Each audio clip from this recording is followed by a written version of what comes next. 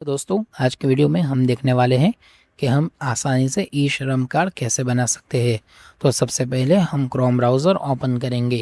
Chrome browser open करने के बाद सर्च बार में हमें टाइप करना है UIDAI। सर्च बार में हमें टाइप करना है ई श्रम, देन हमें एंटर करके ई श्रम की वेबसाइट पर चला जाना है।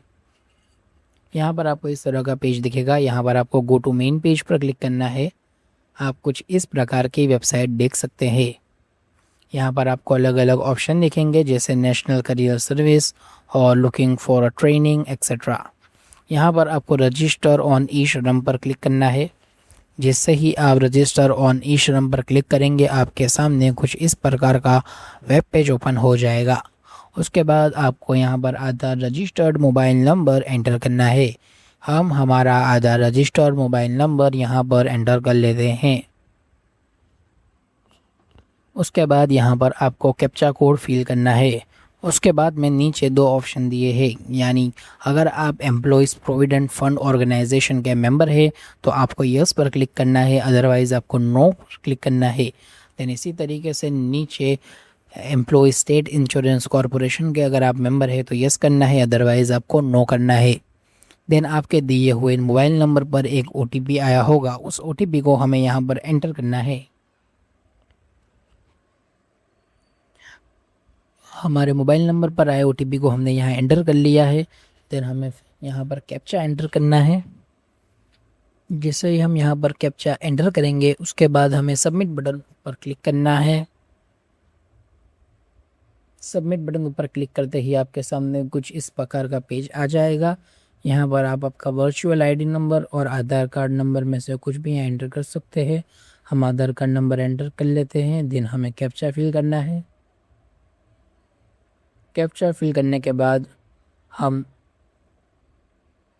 डिक्लेरेशन पर क्लिक करेंगे, यानी कि मैं ई श्रम पोर्टल के तहत पंजीकरण के नियम और शर्तों से सहमत हूँ, इस पर क्लिक करके सबमिट क्लिक करेंगे। आपके आधार कार्ड नंबर पर एक OTP आया होगा, उस OTP को यहाँ पर एंटर करेंगे। हम OTP को एंटर कर लेते हैं। OTP पर एंटर करने के बाद आपको कैप्चा कोड एंटर करना है। जैसे ही आप कैप्चा कोड एंटर करेंगे उसके बाद आपको वैलिडेट बटन पर क्लिक करना है। वैलिडेट बटन पर क्लिक करेंगे तो यहाँ पर आप आपकी एज और जेंडर देख सकते हैं जो कि सक्सेसफुली फैच हो चुका है। अब आपको continue to enter other details पर क्लिक कर देना है। जैसे ही आप क्लिक करेंगे यहाँ पर आपका मोबाइल नंबर लिखा हुआ आ जाएगा। यहाँ पर आपको आपका ईमेल, आपका marital status, father's name, mother's name, social category, blood group, different label है या नहीं, ये सब पर्सनल डिटेल्स फिल करनी है। यहाँ पर हम पर्सनल डिटेल्स फिल कर लेते हैं। सोशल कैटेगरी यानी आप शेड्यूल कास्ट से है, शेड्यूल ट्राइब से है या जनरल कैटेगरी या अदर बैकवर्ड क्लास से है, आपको सिलेक्ट करना है।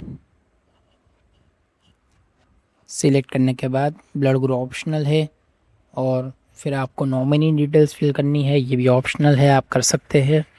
देन 7 कंटिन्यू पर क्लिक करेंगे। अब आपको रेसिडेंशियल डिटेल फिल करनी है। यहाँ पर हम हमारा स्टेट सिलेक्ट करेंगे, देन हम नेटिव डिस्ट्रिक्ट सिलेक्ट करेंगे। देन आपको करंट एड्रेस यहाँ पर एंटर करना है।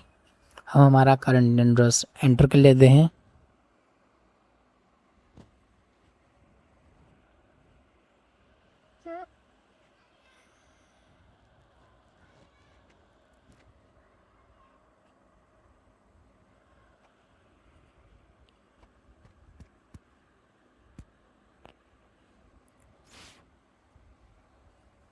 उसके बाद हम स्टेट सिलेक्ट करेंगे और डिस्ट्रिक्ट एंड देन सब डिस्ट्रिक्ट, देन विलेज। देन हमारा पिन कोड नंबर एंटर करेंगे। हमारे करंट एड्रेस का पिन कोड हमें एंटर करना है। देन हम करंट एड्रेस पर कितने सालों से रह रहे हैं ये हमें सिलेक्ट कर लेना है। देन हमें परमानेंट एड्रेस एंटर करना है। परमानेंट एड्रेस हम एंटर करेंगे।